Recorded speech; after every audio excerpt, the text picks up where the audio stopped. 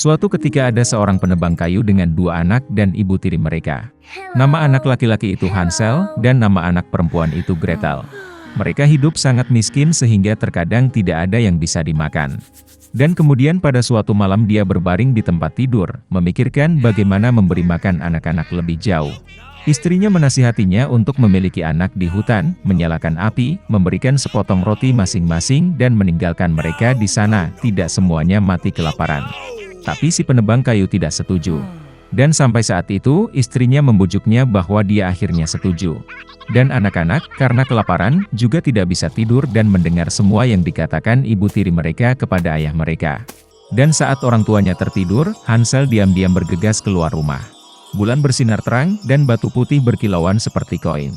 Hansel mengantongi sebanyak mungkin yang dia bisa. Kemudian dia kembali ke rumah dan anak-anak pergi tidur. Di pagi hari, ibu tiri mendatangi anak-anak itu, memberi mereka masing-masing sepotong roti, dan mereka semua pergi ke hutan bersama. Dalam perjalanan, Hansel melempar batu putih satu persatu. Ketika mereka sampai di tempat terbuka, ayah saya mulai menyalakan api. Dia memerintahkan anak-anak untuk duduk di dekat api dan memastikan bahwa api tidak padam, sementara mereka dan ibu tiri mereka akan mencari lebih banyak kayu bakar. Mereka duduk, lelah, dan tertidur. Ketika anak-anak bangun, itu adalah malam yang gelap di sekelilingnya. Dan ketika sebulan penuh telah terbit di langit, Hansel memegang tangan adiknya dan pergi, mencari jalan melalui kerikil, yang berkilauan seperti koin baru, dan menunjukkan jalannya. Mereka berjalan sepanjang malam, dan saat fajar mereka datang ke rumah ayah mereka. Beberapa waktu berlalu. Dan anak-anak kembali mendengar bagaimana ibu tiri suatu malam mulai memohon kepada ayah mereka untuk menyingkirkan anak-anak. Dia menolak, tetapi istrinya tidak mau mendengarkannya, dia mengutuk dan mengungkapkan segala macam celaan kepadanya. Ketika orang tuanya tertidur, Hansel, seperti yang terakhir kali, ingin mengumpulkan batu, tetapi ibu tirinya mengunci pintu, dan anak itu tidak dapat meninggalkan rumah. Pagi-pagi sekali, anak-anak diberi sepotong roti masing-masing, bahkan lebih sedikit dari waktu sebelumnya. Dalam perjalanan ke hutan, Hansel mencabik-cabik bidak di sakunya dan melemparkan remah-remah itu ke tanah. Ibu tiri membawa mereka lebih jauh ke dalam hutan.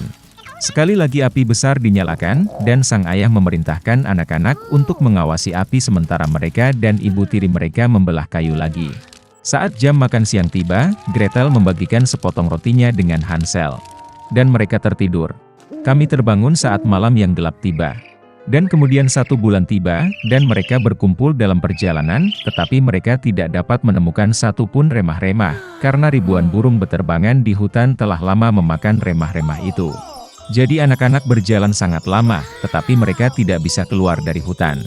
Tiba-tiba, jalan membawa mereka ke gubuk. Saat mendekat, anak-anak melihat bahwa rumah itu semuanya terbuat dari roti dan biskuit, dan jendelanya terbuat dari gula murni. Hansel mengulurkan tangan dan mematahkan bagian atap, sementara Gretel pergi ke jendela dan mulai menggerogoti jendela. Dan kemudian pintu di gubuk terbuka lebar, dan wanita tua itu keluar, bersandar pada kruk. Hansel dan Gretel sangat ketakutan sampai-sampai mereka melepaskan informasi dari tangan mereka. Dan wanita tua itu baik hati dan mengundang mereka ke gubuknya. Sudah ada banyak makanan di atas meja, susu, kue, apel, dan kacang-kacangan. Setelah makan malam, wanita tua itu membuatkan 2 tempat tidur bersih untuk anak-anaknya, dan Hansel serta adiknya mengira mereka ada di surga. Tetapi wanita tua itu hanya berpura-pura menjadi penyayang, tetapi sebenarnya dia adalah seorang penyihir jahat, yang membangun pondok rotinya untuk tujuan ini untuk memikat anak-anak. Pagi-pagi sekali, saat anak-anak sedang tidur, dia mengambil Hansel dan memasukkannya ke dalam sangkar kecil. Dan dia memerintahkan saudara perempuannya untuk melakukan semua yang diminta penyihir jahat itu. Wanita tua itu memutuskan untuk menggemukkan bocah itu untuk dimakan nanti. Jadi Gretel mulai memasak makanan paling enak untuk Hansel, dan dia sendiri hanya punya sisa makanan. Beberapa waktu berlalu, dan bocah itu tidak menjadi gemuk. Kemudian wanita tua itu tidak mau menunggu lebih lama lagi, dan memutuskan untuk memasak dan memakan Hansel. Dia memerintahkan Gretel untuk menyalakan kompor dan mengoleskan air. Ketika kompor sudah hangat, wanita tua itu menyuruhnya naik ke atas kompor dan melihat apakah sudah cukup panas. Jadi dia ingin mendorong gadis itu ke dalam api dan memanggangnya. Tapi Gretel tahu apa yang ada di pikirannya. Dia berkata bahwa dia tidak tahu bagaimana masuk ke sana, dan meminta penyihir itu untuk menunjukkan dirinya. Wanita tua itu marah dan naik ke dalam oven. Kemudian Gretel mendorongnya dan membanting penutup di belakang penyihir itu. Wow, betapa mengerikan wanita tua itu melolong. Gretel sementara itu bergegas ke Hansel dan membuka kandangnya. Setelah membebaskan saudara mereka pergi ke kamar penyihir, di mana ada kotak-kotak mutiara dan batu berharga di semua sudut, mengisi kantong mereka dengan mereka dan pulang. Selama beberapa hari anak-anak mencari jalan pulang. Hutan tampak semakin akrab, dan akhirnya mereka melihat rumah ayah mereka di kejauhan. Betapa senangnya dia melihat anak-anaknya hidup. Hansel dan Gretel menuangkan semua mutiara dan permata yang mereka ambil dari penyihir itu ke lantai. Tidak perlu memikirkan tentang makanan. Dan mereka mulai hidup, dan bersukacita. Dan sang ayah mengusir ibu tiri yang jahat itu keluar rumah. Suatu ketika ada seorang pangeran di negeri yang jauh. Sudah waktunya dia menikah. Raja ingin putranya menikah dengan putri sejati.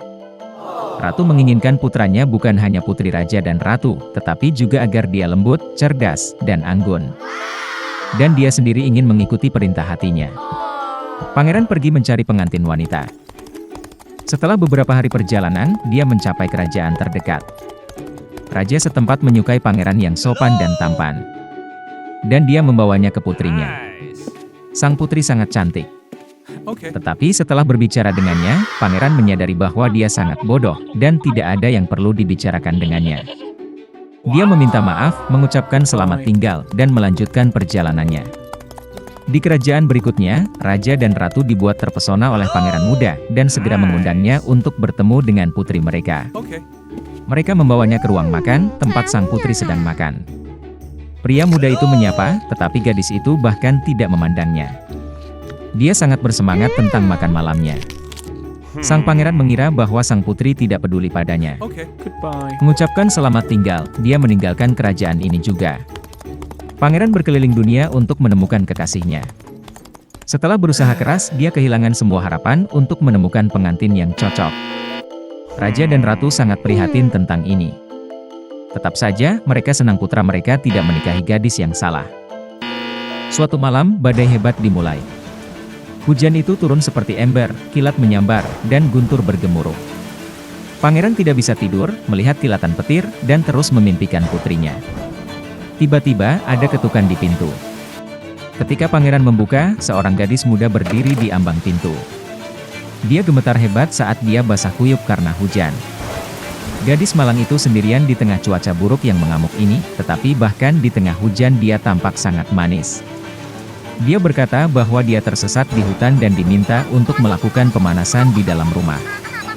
Pangeran merasa kasihan pada gadis malang itu dan membiarkannya masuk ke dalam rumah. Dia membawanya ke ruang tamu dan mendudukkannya di depan perapian. Gadis itu berkata bahwa dia adalah seorang putri dari kerajaan yang jauh. Mereka diserang dan orang tuanya mengirimnya keluar kastil dengan 2 tentara. Tetapi selama badai, mereka tersesat, dan sang putri ditinggalkan sendirian. Sulit bagi sang ratu untuk mempercayai hal ini, tetapi dia tidak bisa mengusir gadis itu dalam cuaca seperti itu. Ketika pangeran memasuki ruang tamu, dia sudah mengenakan gaun kering dan bersih yang diberikan ratu. Dia tampak mempesona sekarang. Pangeran tidak bisa mempercayai matanya. Dia jatuh cinta. Tetapi atas perintah ayahnya, dia tidak bisa menikahi seorang gadis jika dia bukan seorang putri sejati. Sang ratu menyadari bahwa pangeran telah jatuh cinta. Dia meyakinkannya, dan mengatakan bahwa dia tahu bagaimana mengetahui apakah tamu mereka mengatakan yang sebenarnya atau tidak. Ratu pergi ke kamar tamu yang disiapkan untuk gadis muda itu dan meletakkan kacang kecil kering di bawah kasurnya. Dan di atas, dia memerintahkan untuk meletakkan 6 kasur lagi. Segera gadis itu pergi tidur di kamarnya. Keesokan paginya, semua orang menantikan kebangkitan sang putri. Dan ketika dia bangun, ratu bertanya bagaimana dia tidur malam itu. Gadis itu menjawab bahwa dia sangat bersyukur atas malam itu, dan bahwa dia akan tidur lebih nyenyak di luar di tengah hujan. Meskipun demikian, dia tidur sangat nyenyak dan tidak cukup tidur. Dan sekarang punggungnya sakit, seolah-olah dia sedang tidur di atas batu. Ini adalah jawaban yang telah ditunggu-tunggu oleh ratu. Dia tahu bahwa hanya seorang putri yang bisa merasakan kacang yang tersembunyi di bawah ke-7 kasur. Mendengar ini, dan mengetahui bahwa gadis itu adalah putri sejati, pangeran memberitahu raja bahwa dia ingin menikahinya. Raja dan ratu dengan senang hati memberkati pernikahan putra dan putri mereka. Pangeran meminta gadis itu untuk tinggal di istana sampai perang di kerajaannya selesai. Dan dia sendiri mengirim pasukannya untuk membantu menyelamatkan negaranya. Mereka segera menikah dan hidup bahagia selamanya.